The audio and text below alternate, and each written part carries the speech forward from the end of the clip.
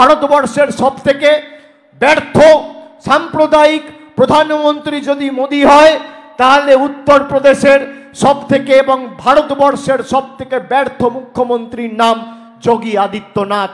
আর যোগী আদিত্যনাথকে বলবো, আপনি বাংলায় আসার আগে একটু হোমওয়ার্ক করে আসবেন। আপনি যার টিকি ধরে রাজনীতি করছেন, সেই কেন্দ্র সরকারের অধীনস্থ স্বরাষ্ট্র দপ্তরের অধীনস্থ এনসিআরবি বলছে ভারতবর্ষের মধ্যে সবথেকে সুরক্ষিত শহরের নাম হচ্ছে কলকাতা। মমতা বন্দ্যোপাধ্যায় করে দেখিয়েছে।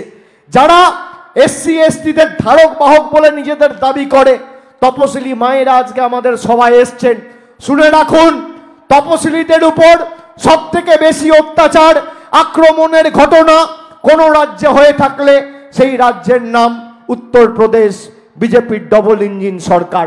তারপরে দ্বিতীয় স্থানে যদি কোনো রাজ্য থাকে যে রাজ্য সবথেকে বেশি তপশিলিদের উপর অত্যাচার করেছে, সেই রাজ্যের নাম রাজস্থান। ক্ষমতায় কে? বিজেপি। তৃতীয় স্থানে মধ্যপ্রদেশ, ক্ষমতায় কে? বিজেপি। চতুর্থ স্থানে কে? বিহার, ক্ষমতায় কে?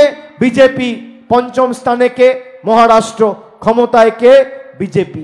উত্তরপ্রদেশে এক বছরে তপশিলিদের উপর আক্রমণ অত্যাচারের ঘটনা প্রায় 13,000। আর মমতা বন্দ্যোপাধ্যায়ের বাংলায়, আমাদের বাংলায়, তৃণমূলের বাংলায় সংখ্যাটা হচ্ছে 108। কোথায় 13,000, কোথায় 108?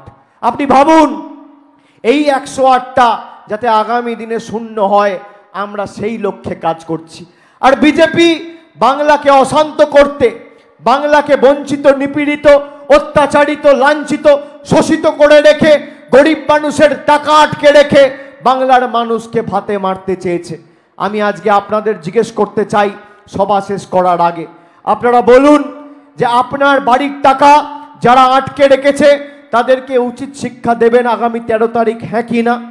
যারা আপনার 100 দিনের টাকা আটকে রেখেছে তাদের উচিত শিক্ষা দেবেন, হ্যাঁ কি না?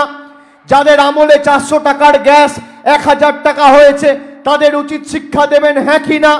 যারা আপনার লক্ষ্মীর ভান্ডার বন্ধ করার হুমকি দিচ্ছে তাদেরকে উচিত শিক্ষা দেবেন, হ্যাঁ কি না?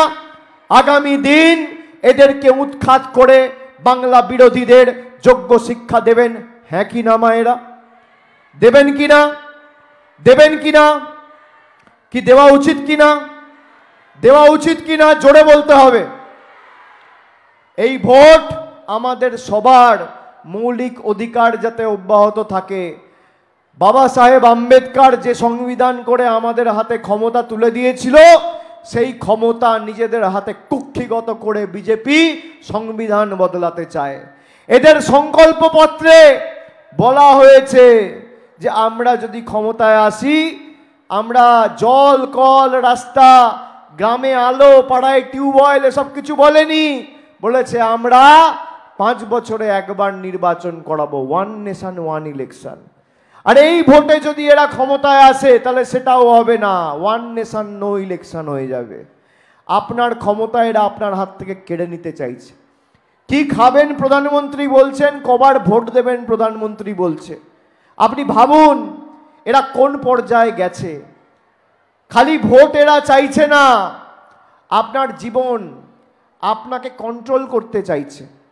যারা আপনার জীবনকে রিমোট কন্ট্রোল দিয়ে পরিচালনা করতে চায়, আগামী দিন ইভিএম এর বোতাম টিপে তাদের রাজনৈতিক ভবিষ্যৎ অন্ধকার করার শপথ আজকে এই সভা থেকে আমাদের সকলকে নিতে হবে।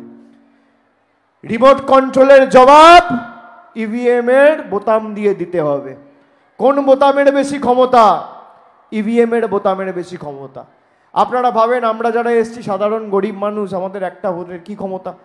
আপনি ভোট দিয়েছেন বলে দেশে কেউ প্রধানমন্ত্রী, রাজ্যে কেউ মুখ্যমন্ত্রী।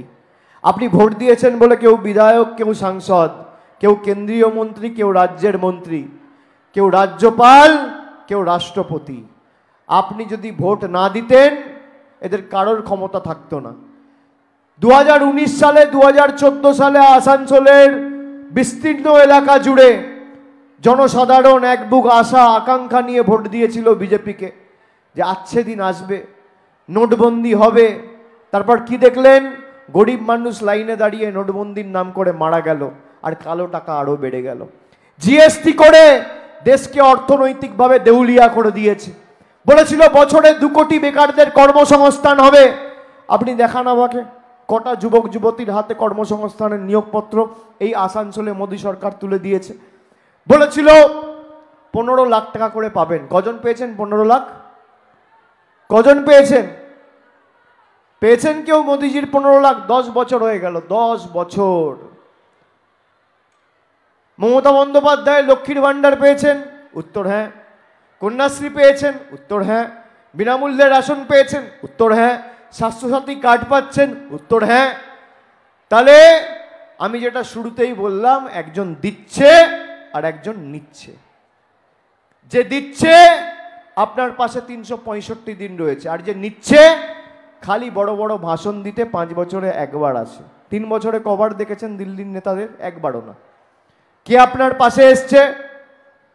কে আপনার পাশে এসছে? তৃণমূল কংগ্রেসের প্রতিনিধিরা, আমাদের কাউন্সিলর, আমাদের পঞ্চায়েত মেম্বার, আমাদের ওয়ার্ড প্রেসিডেন্ট, আমাদের অঞ্চলের সভাপতিরা, আমাদের এমএলএ, আমাদের ব্লকের সভাপতিরা। এদেরকে দেখতে পাবেন না। আমি আপনাকে বলছি, বিজেপির যে কটা ছাইপাস ডান দিক বাঁ দিক ছড়িয়ে ছিটিয়ে পড়ে আছে, 3 লাখের ব্যবধানে জেতা সিট এবার 3.5 লাখের ব্যবধানে আমাদের জেতার শপথ নিতে হবে। যেভাবে ঘাড় ধাক্কা দিয়ে আসানসোল 2022 সালের এপ্রিল মাসে এই বিজেপিকে বিতাড়িত করেছিল, একইভাবে আমাদের জবাব দিতে হবে। এদের মুখের ভাষা দেখেছেন? বাঙালিদের দেখলে বলছে রোহিঙ্গা, মুসলমান ভাইদের দেখলে বলছে পাকিস্তানি, শিখ ভাইদের দেখলে বলছে খালিস্তানি, আর ভারতবর্ষের প্রধানমন্ত্রী তাদেরকে পাশে বসিয়ে মিটিং করছে। যারা বিভাজন, বিচ্ছিন্নতাবাদ, বৈষম্যের রাজনীতি করছে, সেই স্বৈরাচারীদের বাংলার এই পবিত্র মাটিতে 1 ইঞ্চি জায়গা তৃণমূল কংগ্রেসের কোনো সৈনিক ছাড়বে না। আমাদের জীবন গেলে যাবে, আমাদের প্রাণ গেলে যাবে। অনেক তো এজেন্সি দেখিয়েছে, অনেক ইডি সিবিআই দেখিয়েছে। 4 বছর ধরে আপনারা তো দেখেছেন, আমার বয়স্ক মা বাবা কেউ ছাড়েনি। আমি মাথা নত করেছি, আমি মাথা নত করেছি। আপনাদের ভালোবাসা, সমর্থন আছে বলে, আশীর্বাদ আছে বলে লড়াই করার সাহস রয়েছে। মেরুদণ্ড বিক্রি করিনি, বশ্যতা স্বীকার করিনি, মাথা নত করিনি। আপনাদের সমর্থন থাকবে তো? থাকবে তো? আমি আপনাদের বলছি, আপনাদের ভালোবাসা কোনোদিন তৃণমূল কংগ্রেস বিফল যেতে দেবে না। আমাদের গলা কেটে দিলেও তৃণমূল কংগ্রেস এই বিরোধীদের কাছে, এই স্বৈরাচারীদের কাছে, এই অত্যাচারীদের কাছে, এই দিল্লির বহিরাগতদের কাছে, বাংলা বিরোধীদের কাছে বশ্যতা স্বীকার করবে না, মেরুদণ্ড বিক্রি করবে না, মাথা নত করবে না। গলা কেটে দিলেও জয় বাংলা বেরোবে। আমরা মানুষের জন্য কাজ করতে বদ্ধপরিকর, আমরা মানুষের জন্য কাজ করতে বদ্ধপরিকর। আমরা মানুষের জন্য শরীরের শেষ রক্তবিন্দু পর্যন্ত কাজ করব। আপনাদের খালি প্রতিশ্রুতি নিতে হবে যে আগামী 13 তারিখ গরম যতই বেশি পড়ুক, কষ্ট হলেও, অসুবিধা হলেও, আমরা চেয়েছিলাম নির্বাচন তাড়াতাড়ি মিটে গেলে মানুষ বাঁচবে। লাইনে দাঁড়িয়ে 43 ডিগ্রি, 44 ডিগ্রি, 45 ডিগ্রি তাপমাত্রায় লাইনে দাঁড়িয়ে ভোট দেওয়া কম কষ্ট নয়। আমরা চেয়েছিলাম নির্বাচন তাড়াতাড়ি হয়ে যাক। 2021 সালের নির্বাচন আপনাদের মনে আছে? কোভিডের সময় আসানসোলে ভোট হয়েছিল, একদম কোভিডের দ্বিতীয় ঢেউ, খুব সম্ভবত 7ম দফা ছিল, 8ম দফায় ভোট ছিল, আর আসানসোলে 7ম দফায় ভোট ছিল। 26 তারিখ ইলেকশন ছিল। মানুষকে মৃত্যু মুখে ঠেলে দিয়েছিল বিজেপি নিজেদের রাজনৈতিক স্বার্থ চরিতার্থ করতে। তাও বাংলার মানুষ রুখে দাঁড়িয়ে জবাব দিয়েছিল ব্যালট পেপারে এবং ইভিএমে। এবারও কষ্ট হলেও নিজের ভোটটা নিজে দিতে হবে। আর 4 তারিখ যখন ভোট বাক্স খুলবে, পদ্ম ফুলের দিল্লির নেতারা যেন চোখে সর্ষে ফুল দেখে। এটা আমাদের সবাইকে প্রতিশ্রুতি নিতে হবে আজকের এই সভা থেকে। বিজেপির নেতারা টাকা দিতে এলে টাকা নেবেন। যাকে 500 টাকা দিতে আসবে 1000 চাইবেন, 1500 দিতে আসলে 2000 চাইবেন। এটা আপনার টাকা।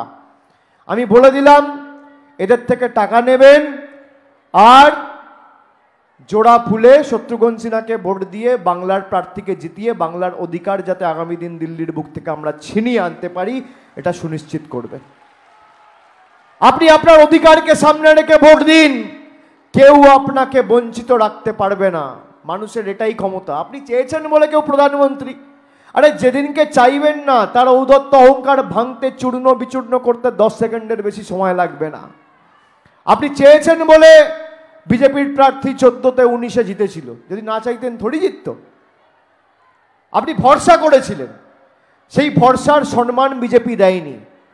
7 দফায় ভোট করেছে বাংলায় মানুষকে অত্যাচার করার জন্য, 2 দফায় ভোট হয়ে গেছে। কুচবিহারের মানুষ, জলপাইগুড়ির মানুষ, আলিপুরদুয়ারের মানুষ প্রথম দফায় এদের মাথা ভেঙেছে, দ্বিতীয় দফায় রায়গঞ্জ আর বালুরঘাট ঘাড় ভেঙেছে, তৃতীয় দফায় গণতান্ত্রিকভাবে মালদা আর মুর্শিদাবাদের মানুষ এদের মেরুদণ্ডটা ভাঙবে। আর আপনাদের ভোট 13 তারিখ, 4র্থ দফায় আপনারা কোমরটা ভাঙবেন। পঞ্চম দফায় ব্যারাকপুর রয়েছে, ওদিকে আপনার হুগলি রয়েছে, হাওড়া রয়েছে। পঞ্চম দফায় হাঁটু ভাঙা হবে। আর 6ম দফায় রয়েছে জঙ্গলমহল, মেদিনীপুর, এরা পা ভাঙবে। আর 7ম দফায় তো আমরা রয়েছি, দক্ষিণ 24 পরগনা, ডায়মন্ড হারবার, কলকাতা, জয়নগর, যাদবপুর, মথুরাপুর। আমরা যেটুকু এদের ঔদ্ধত্য অহংকার রয়েছে ভেঙে চূর্ণ বিচূর্ণ করে আগামী দিন বিরোধীদের বিসর্জন সুনিশ্চিত করব। খুঁটি পুজোটা আজকে রানীগঞ্জে করে দিয়ে গেলাম, বিসর্জনটা যেন 4 তারিখ দিল্লিতে হয়, মায়েরা সুনিশ্চিত করবেন। বিসর্জনটা যেন দিল্লিতে হয়।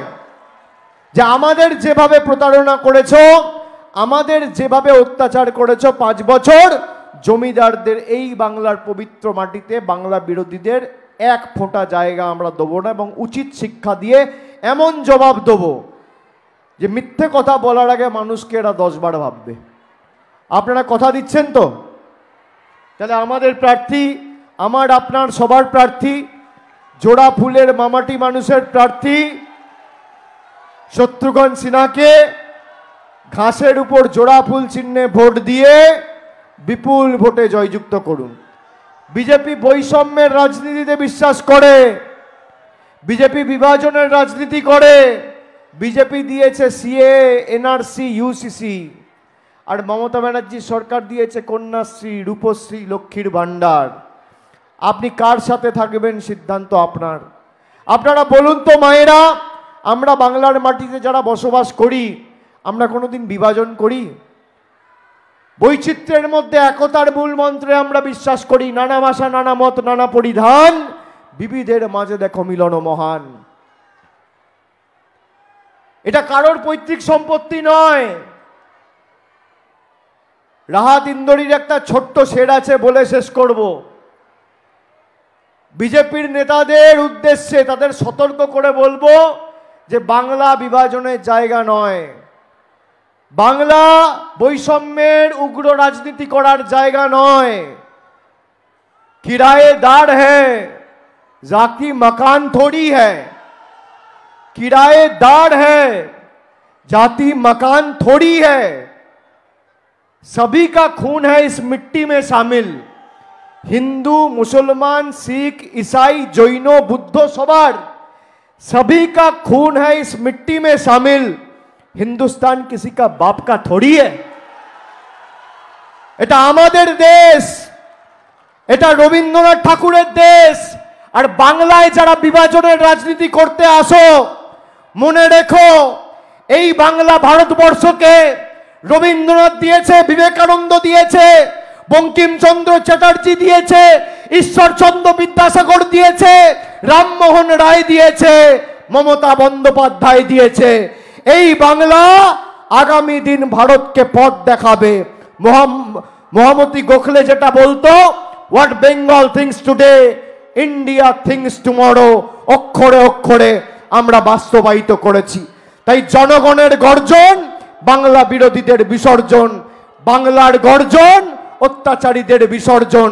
শ্রমিক কৃষকের গর্জন, স্বৈরাচারীদের বিসর্জন। আপনারা বলুন তো আমার সাথে, স্লোগান দিন। জনগণের গর্জন বাংলা বিরোধীদের, স্বৈরাচারীদের, অত্যাচারীদের, বিভাজনকারীদের, দুর্বৃত্তদের, বাংলা বিরোধীদের, বিজেপির, স্বৈরাচারীর, বহিরাগতর জয় বাংলা।